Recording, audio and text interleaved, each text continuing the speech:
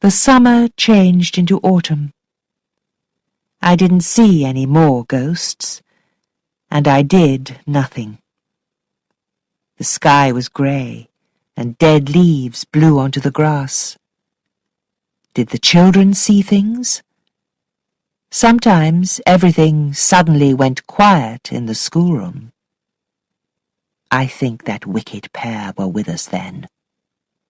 I think, too, that the children could see them. But usually they were happy and worked hard. They were very interested in their uncle. "Will he come soon?" they asked me.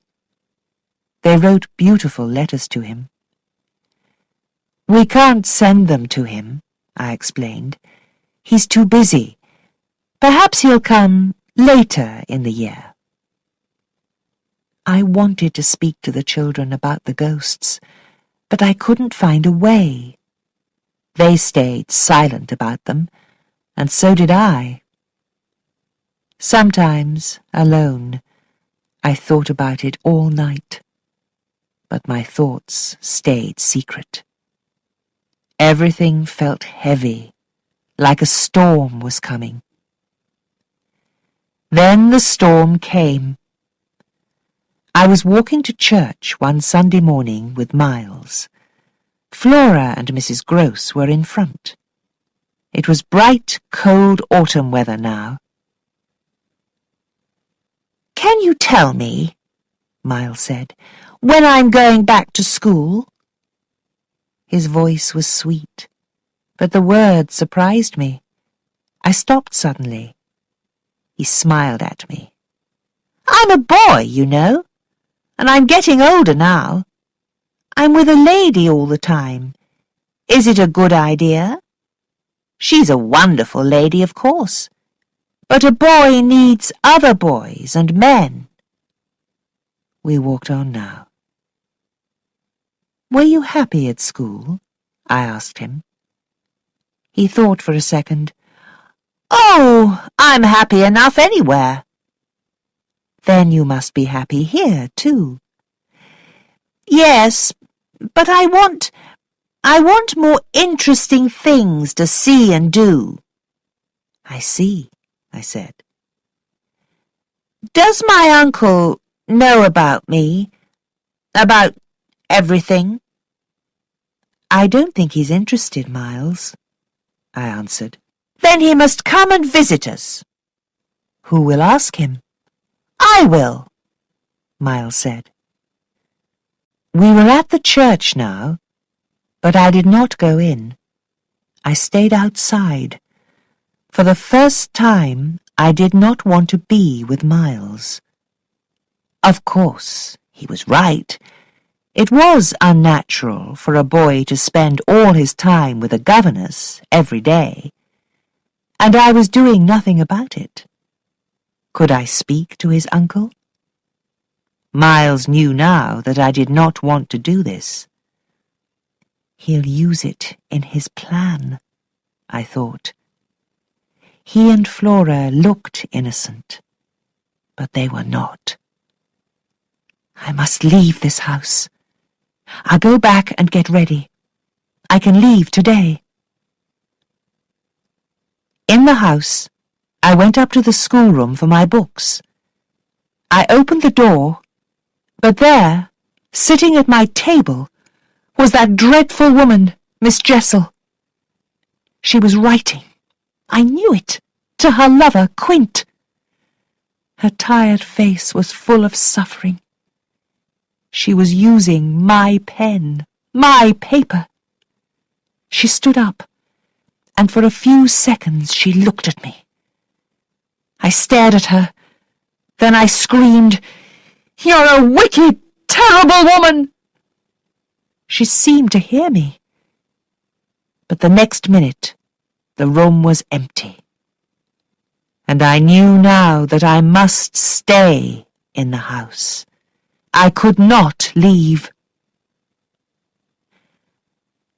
"I've talked to Miss Jessel," I said to Mrs. Gross later by the fire.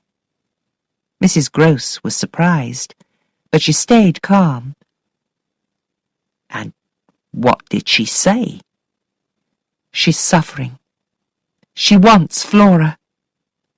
I've decided to write to the children's uncle. Oh, yes, Mrs. Gross said. You must. I'll tell him this, I said. I cannot teach a boy who is wicked. The school have sent him home because of his wickedness. But we don't know. Yes, we do, I said. He seems to be so good that he must be wicked, really wicked. I'll write tonight. I began the letter that evening. There was a strong wind and heavy rain outside, but it was quiet in my room, and Flora was asleep in her little bed. I stood up, took my candle, and went to Miles's bedroom door. I listened.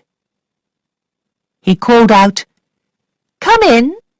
I can hear you outside." He was awake, but in bed. "Aren't you sleeping?" I asked him. "No," he answered, quite happily. "I like to lie and think." "What do you think about?" "About you, of course.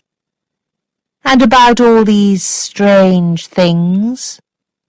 "What strange things?" "Oh, you know." I held his hand, and he smiled up at me. "Of course you can go back to school," I said. "But we must find a new one for you." He looked so young and innocent in his bed. "You didn't say anything before," I continued. "What do you really want?" He shook his head. "I want to go away." "Oh, you know what a boy wants." "Do I?" "You want to go to your uncle?" I asked him. "He must come here." "Yes, but he'll take you away, Miles." "That's what I want. You must tell him everything." "Tell him what?" I asked. "He'll ask you questions. You must tell him things too." "What things?" "The things that you don't tell me. He must decide on his plans for you. You can't go back to your old school, you know." "I don't want to go back. I want to go somewhere new." I looked at this brave, calm young boy, and I kissed him with love. "I'm writing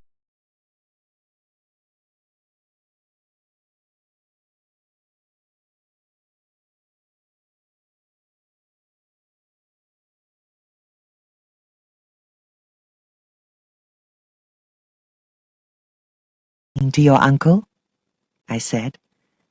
"I've already started the letter." "Well then, finish it." "Tell me something first, Miles. What happened?" He looked at me, surprised. "What happened here in this house? What happened at school?" He was still looking at me. I held my arms out to him. "Oh, Miles," I said. "Dear little Miles, I want to help you. I don't want to hurt you. I want to help you so much." But I knew at once that this was a mistake. Suddenly, there was a loud and terrible noise, a crash against the window. The cold wind blew into the room. Miles screamed. I jumped up. Everything was dark.